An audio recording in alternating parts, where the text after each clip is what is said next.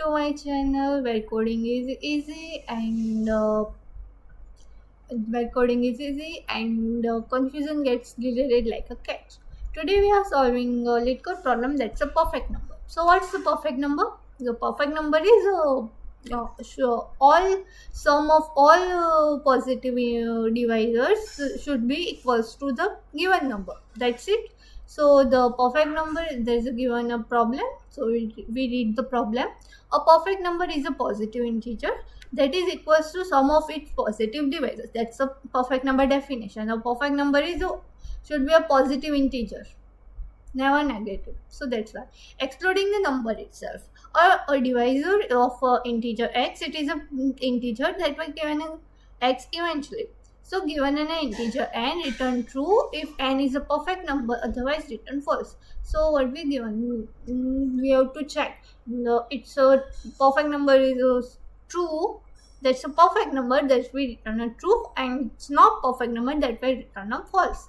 That's it. So first is the example. There is example first. You can see there is a input is num equals to 28. You can see that, and it's a true because with the explanation you can see that 28 equals to, what's the 28 divisor. So divisor like a 1 2 4 7 14, because there's a you can see there are 3 is not divisor like that. 28 divided 3 is not equals to 0 like that. So that's why there is that's all our divisor, and there is a one condition that the divisor excluding the number itself. So that's why there is not we write a 28, because the 28 also divisor of 28. That's why. And the given numbers are all sums, given numbers of sums, that's why 28. So that's written true. But you can see to example 2, then num equals to 7.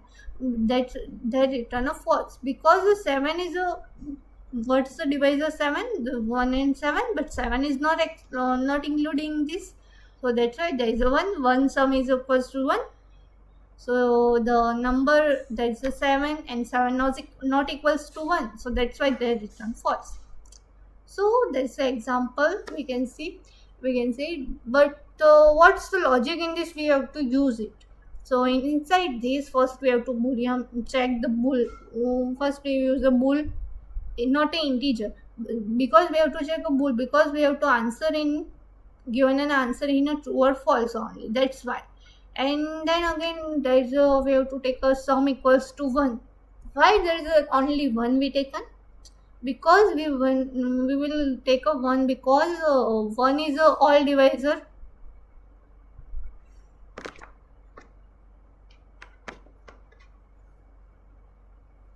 1 is always divisor of every positive number. That's why we take a 1.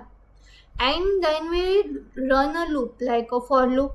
Inside the for loop we check a num remainder I equals to 0. If it's a true, like equals to 0, so that's we take a I is a divisor, and it's add in the sum. That's logic. And first we try to put, then understand you better. So there we use, first condition is if num equals to 1, and return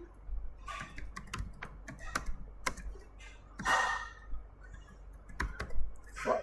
That's it. And then we take a int sum equals to 1, because 1 is always divisor of every positive numbers. So that's why.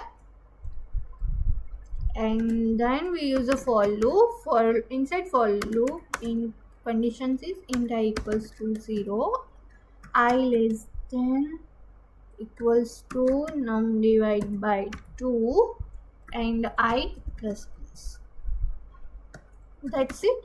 Inside for loop, I can tell you that the if we have to if condition for every num of remainder I equals to 0.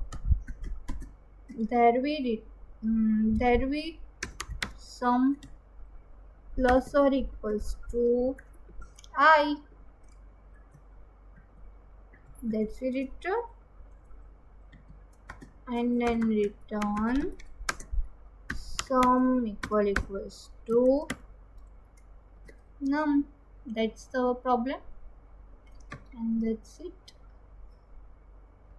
And run it, because 0 and 1 is not included in it, we have to 0. If condition is this, so that's why. So both cases are passed. You can see that case 1 is accepted. You can see there is a 28. 20 is to become a 2 because the 28 divisor like a 1, 2, 4, 7. 20 is not included, so that's why all numbers sum is equals to 28. So that's why. And case 2 is also false. Also, sorry, that case 2 is a false because the 7 remains as a 1. So that's why it's a false. So basically in this question our time complexity is O(n) and space complexity is O(1). So if this video helps you, like, comment and subscribe my channel. Thank you.